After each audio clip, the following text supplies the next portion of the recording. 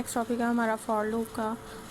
For loop जो है वो सबसे ईजीएस्ट लूप लगती है और इसको हम लोग फ्लेक्सिबल लूप भी कह सकते हैं। इसके अंदर हमें नंबर ऑफ़ आइटरेशंस का पहले से पता होता है कि हमने इसको कितनी दफ़ा चलाना है। इसको काउंटर कंट्रोल लूप भी कहा जाता है, ठीक है।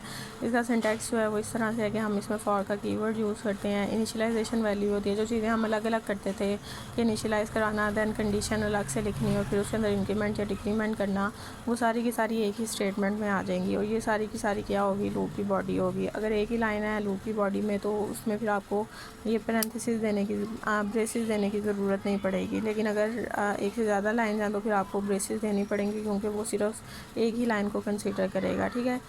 तो फॉर लूप जो है वो आपके पास फ्लेक्सिबल लूप है और फ्रीक्वेंटली यूज होने वाली लूप है। प्रोग्रामर इसको प्रेफर करते हैं, ठीक है।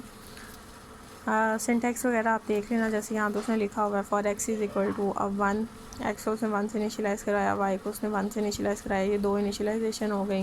तब तक लूप चलनी चाहिए जब तक एक्स के अंदर क्या नहीं आ जाता, 10 नहीं आ जाता, ये इसकी टर्मिनेशन कंडीशन हो गई। और एक्स प्लस प्लस इंक्रीमेंट हो रहा है और वाई भी क्या हो रहा है, इंक्रीमेंट हो रहा है, तो ये इसका इंक्रीमेंट वाला पार्ट हो जाएगा। तो यहाँ से प्रोग्राम शुरू करते हैं। Write a program that display counting from 1 to 5 using for loop. 1 से लेके 5 तक आपने काउंटिंग को डिस्प्ले कराना है और किसको यूज़ करना है, फॉर लूप को, ठीक है। इंटीजर एन, ये उसने एक वेरिएबल डिक्लेयर किया जो कि काउंटर वेरिएबल है, ठीक है। आप लोग चाहो तो यहाँ पे भी इसको डिक्लेयर कर सकते हो इंटीजर एन के नाम से, ठीक है। तो उसने 5 टाइम्स 1 to 5 चलना है ना, 1 to 5 वैल्यू शो करानी है तो 5 टाइम लूप चलेगी, ठीक है। तो n is equal to 1, n को 1 से इनिशियलाइज़ करवाया, लेस दैन इक्वल टू 5, यानी कि ये 5 टाइम चलेगी और n की वैल्यू के अंदर क्या होता जाएगा, इंक्रीमेंट होता जाएगा। सी आउट हमने किसको करवाना है, n को। सी आउट n की वैल्यू क्या है हमारे पास, 1 is less then 5, condition true है। सी आउट क्या हो जाएगा, n क्या शो करवा देगा, 1। उसके बाद दोबारा से ऊपर जाएगा, n की वैल्यू के अंदर इंक्रीमेंट करेगा, n की वैल्यू 1 थी, अब क्या हो जाएगी, 1 प्लस होने के बाद 2 is less than equal to 5, condition true है। सी आउट उसने किसको करवा देना है, n को। फिर ऊपर जाएगा, 3 हो जाएगी value, 3 is less then 5 show करा देगा, 4 कराएगा और देन 5 कराएगा। फिर उसके अंदर इंक्रीमेंट करेगा, जब 6 होगी, 6 is less than equal to 5, condition हमारे पास क्या हो जाएगी, फॉल्स। तो सी आउट हम किसको, सी आउट एन जो है वो नहीं चलेगा क्योंकि लूप टर्मिनेट हो जाएगी और आपका प्रोग्राम जो है वो एंड हो जाएगा। तो आउटपुट में आपके पास 1 2 3 4 5 तक ही शो होगा। उसके बाद नेक्स्ट है जी हमारे पास write a program that display product of all odd numbers from 1 to 10 using for loop, ठीक है। आपने ऑड नंबर्स जो हैं उनकी प्रोडक्ट यानी कि उनको मल्टीप्लाई करके आंसर को शो कराना है। अब ऑड नंबर्स 1 से लेके 10 तक क्या होते हैं, 1 3 5 7 और 9, ठीक है। आपने इनको मल्टीप्लाई करना है, 1 3 ज़ा 3 3 5 ज़ा 15 15 7 ज़ा देन 9 ज़ा। अब यहाँ पे हमने एक वेरिएबल डिक्लेयर किया प्रोडक्ट के नाम से, उसके अंदर हमने 1 रखवा दिया है। सी एक काउंटर वेरिएबल होगा हमारे पास, सी को 1 से इनिशियलाइज़ करवाया और 10 तक ही चलेगा हमारे पास, क्योंकि हमने 1 से लेके 10 तक ऑड नंबर्स को शो कराना है। और C is equal to C plus 2 इसलिए किया कि इसके अंदर 2 का इंक्रीमेंट होता जाएगा, क्योंकि ऑड नंबर्स हमारे पास 2 के डिफरेंस से आ रहे हैं, ठीक है। Product is equal to product multiply C, like first time जब लूप चलेगी प्रोडक्ट में भी 1 पड़ा होगा और सी में भी हमारे पास क्या होगा, 1 ही होगा, ठीक है। 1 मल्टीप्लाई 1 हमारे पास क्या आ जाएगा, 1। फिर उसके अंदर 1, सी की वैल्यू 1 थी, उसके अंदर 2 का इंक्रीमेंट हुआ तो सी की वैल्यू हमारे पास क्या हो जाएगी, 3 3 is less than equal to 10, condition true है। Product is equal to product multiply C, तो 1 मल्टीप्लाई 3 करेंगे तो हमारे पास क्या आ जाएगा, 3।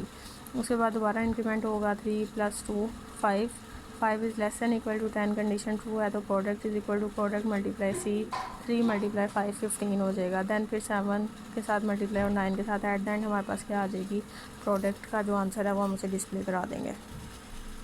उसके बाद ये नेक्स्ट है हमारे पास write a program that input table number. आपने टेबल नंबर यूज़र से इनपुट लेना है और लेंथ ऑफ टेबल कि वो कहाँ तक टेबल को शो कराना चाहता है वो इनपुट लेना है। And then display the table by using for loop, और आपने उसका टेबल शो कराना है, ठीक है।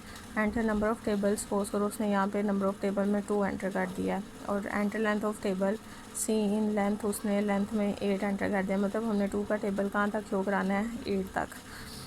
तो यहाँ पे लूप लगाएंगे, सी इज़ इक्वल टू 1 से स्टार्ट करेंगे और कहाँ तक लेके जाएंगे, जो लेंथ है यानी कि 8 तक, 1 से लेके 8 तक जाएगी। अगर हम खुद से बता देंगे तो वो फिर हार्ड कोड हो जाता है, तो वो नहीं पॉसिबल। हमारे पास लेंथ वाला वेरिएबल हम यूज़ इसलिए कर रहे हैं कि हमारी लूप वहाँ तक ही चले और उसके बाद सी के अंदर क्या होता जाए, इंक्रीमेंट होता जाए। अब यहाँ पर सी आउट टेबल में क्या पड़ा हुआ 2 multiply as it is print होगा। सी की वैल्यू क्या है हमारे पास first time 1, 2 1 is equal as it is print होगा टेबल मल्टीप्लाई सी 2 मल्टीप्लाई 1, तो हमारे पास क्या आ जाएगा 2 मल्टीप्लाई 1 का आंसर क्या आएगा 2।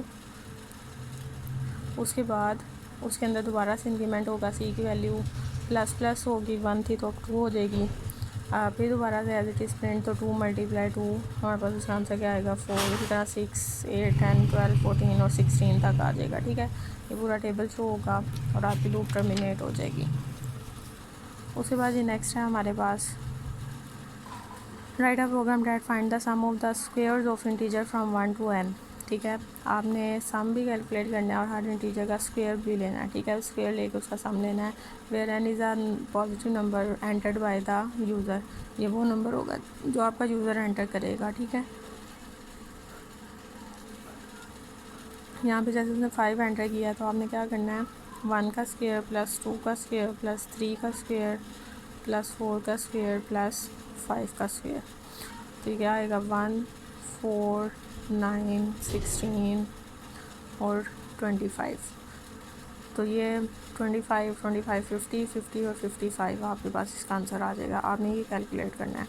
सबसे पहले हम यूज़र से इनपुट में लेंगे enter a number seen an, वो हमें नंबर एंटर कर देगा। लाइक उसने यहाँ पे 5 कर दिया है।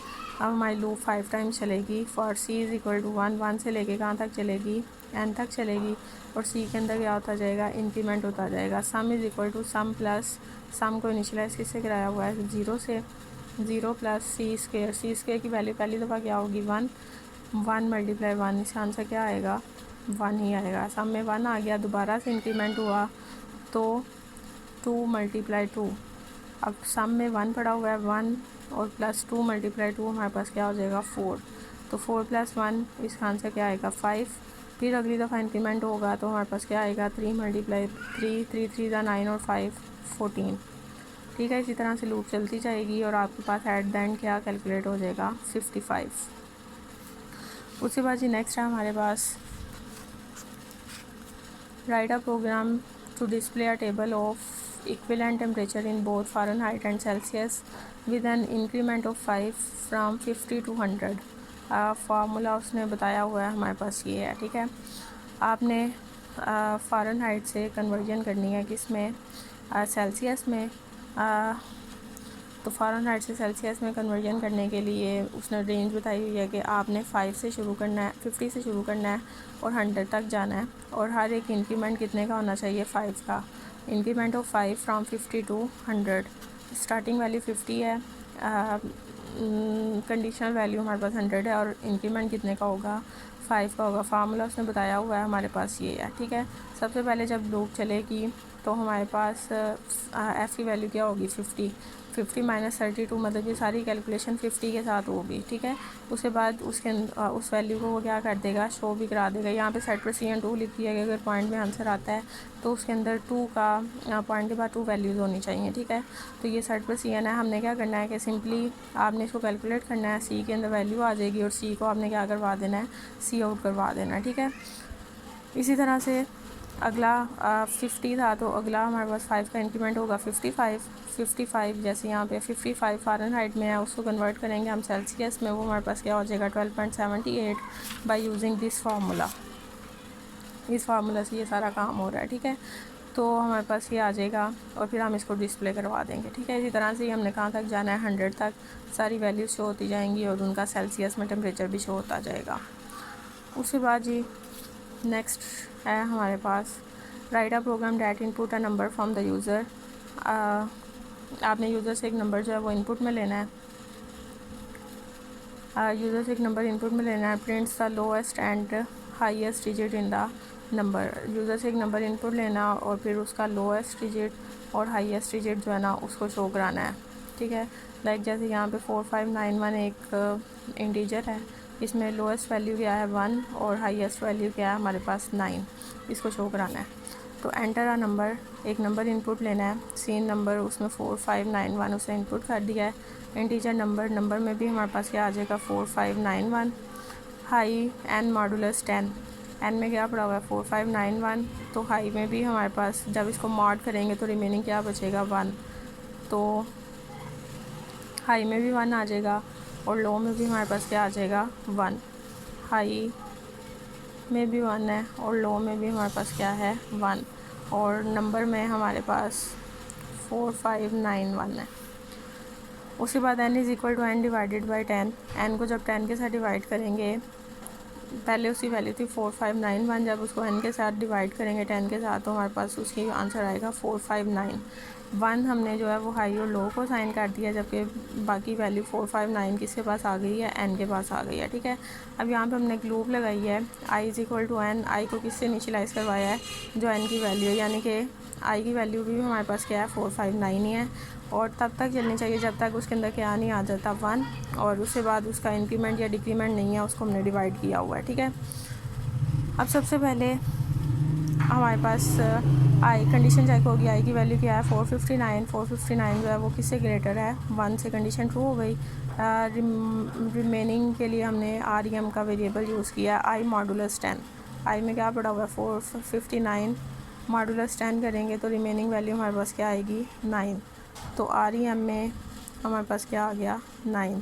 If R E M is greater than high, R E M में 9 है और हाई में क्या है 1, 9 is greater then 1, condition true हो गई, तो हाई में क्या आ जाना चाहिए, जो रिमेनिंग वैल्यू है, तो हाई में भी हमारे पास अब 1 की जगह क्या आ जाएगा 9 आ जाएगा। ठीक है, if remaining is less then low, remaining में 9 पड़ा है और लो में 1 पड़ा है, क्या 9 इज़ लेस दैन 1 है, कंडीशन फॉल्स हो गई तो ये नहीं चलेगा। उसके बाद ऊपर जाएगा I is equal to I divided by 10। I की वैल्यू क्या थी हमारे पास, ये ऊपर 459 थी, 459 को 10 के साथ डिवाइड करो तो हमारे पास आई की वैल्यू में 9 नहीं आएगा, अब क्या रह जाएगा 45। दोबारा से चेक होगा, remaining is equal to I modulus 10। I में क्या पड़ा हुआ है 45 को जब 10 के साथ डिवाइड करोगे तो रिमेनिंग वैल्यू हमारे पास 9 की बजाय अब क्या हो जाएगी 5। आप चेक होगी condition, remaining is greater than high, remaining में क्या पड़ा हुआ है 5 is greater than high, condition false हो गई तो नहीं चलेगी। फिर दोबारा चेक होगी 5 is less than 1, condition false हो गई, ये भी नहीं चलेगी। उसके बाद दोबारा से ऊपर जाएगा, I is equal to I divided by 10। I की वैल्यू क्या थी 45 थी, 45 को डिवाइड करेंगे 10 के साथ तो हमारे पास 4 आंसर आएगा। ठीक है, अब 4 के साथ दोबारा चेक होगा, remaining is equal to I modulus 10। I में अब 4 पड़ा हुआ है, 4 को 10 के साथ डिवाइड करो, 10 0 0, रिमेनिंग हमारे पास क्या बचता है 4 आ गया।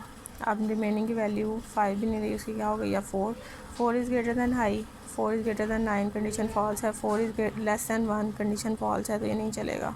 ठीक है, तो जब ये नहीं चलेगा तो हम लोग सिंपली किसको शो कराएंगे, हाई और लो वैल्यू को, क्योंकि हमारी लूप जो है वो टर्मिनेट हो गई। अब हमारे पास आई की वैल्यू क्या हो गई है 0 is greater than equal to 1 है, कंडीशन फॉल्स हो गई, तो हमारे पास हाई और लो की वैल्यू शो होगी। हाई की वैल्यू 9 है और लो की वैल्यू हमारे पास क्या है 1 है। ठीक है, यहाँ तक आपने इसको करना है। उसके बाद नेक्स्ट क्वेश्चन 6.32, 33, 34 और 35।